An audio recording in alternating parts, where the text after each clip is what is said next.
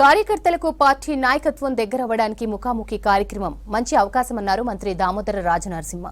Party గెలుపు కోసం కష్టపడి పనిచేసిన కార్యకర్తల సమస్యలు పరిష్కరించేందుకు ఈ ప్రోగ్రాం ఉపయోగపడుతుందన్నారు. గాంధీభవన్లో కార్యకర్తల ముఖాముఖిలో పాల్గొన్నారు మంత్రి. పీసీసీ చీఫ్ మహేష్ కుమార్ గౌడ్ ఆధ్వర్యంలో అన్ని సమస్యల పరిష్కారానికి కృషి చేస్తామని చెప్పారు.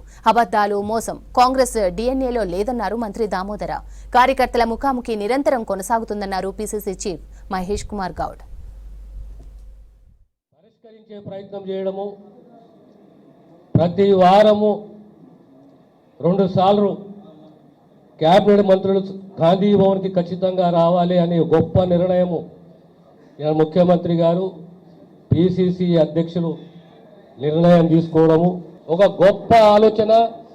ఈ ఆలోచన మా అధ్యక్షుడు మహేష్ కుమార్ గౌడ్ గారికి ఆలోచన కలగడము, ఈ ఆలోచనను మా ముఖ్యమంత్రి గారితో పంచుకోవడము, ఇద్దరు కలిసి ఒక నిర్ణయం తీసుకోవడము, ఇది గొప్ప నిర్ణయము. ఈ నిర్ణయాన్ని స్వాగతిస్తూ మీ ఆదేశానుసారము ఈ అర్జీలు, ఈ పరిష్కారాలు ఖచ్చితంగా మా వంతు బాధ్యతగా మేము సేవలు అందిస్తామని చెప్పి మరొక్కసారి తెలంగాణ ప్రజలకు, కాంగ్రెస్ కార్యకర్తలకు తెలియజేస్తూ మరొకసారి మా అధ్యక్షునికి హృదయపూర్వక ఇంత గొప్ప ఆలోచన కలిగినందుకు, ఈ ఆలోచనని అమలు చేయమని ముఖ్యమంత్రి గారు డైరెక్షన్ ఇచ్చినందుకు ముఖ్యమంత్రి గారికి, మహేష్ కుమార్ గౌడ్ గారికి నా హృదయపూర్వక అభినందనలు తెలియజేస్తున్నాను.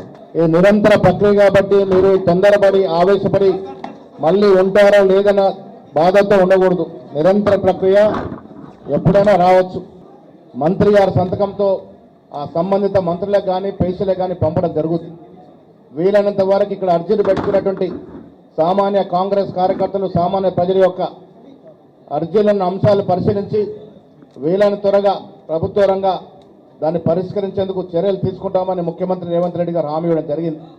కాబట్టి కాంగ్రెస్ కార్యకర్తలు, సామాన్య ప్రజలు ఈ సదవకాశాన్ని ఉపయోగించుకొని, ఇది నిరంతర ప్రక్రియ, మళ్ళీ చెప్తా ఉన్నాను, ఇవాళ అయిపోద్ది రేపు అయిపోద్దు ఎగబడాలని ఉద్దేశం చేయకండి. నిరంతర ప్రక్రియ కాబట్టి రెగ్యులర్గా మంత్రివర్గులు ఇక్కడికి వస్తూ ఉంటారు, మీ అర్జీలు తీసుకుంటారు. జాగ్రత్తగా డిసిప్లిన్గా ముందుకొచ్చి మీ అర్జీలు ఇవ్వాల్సిందిగా నేను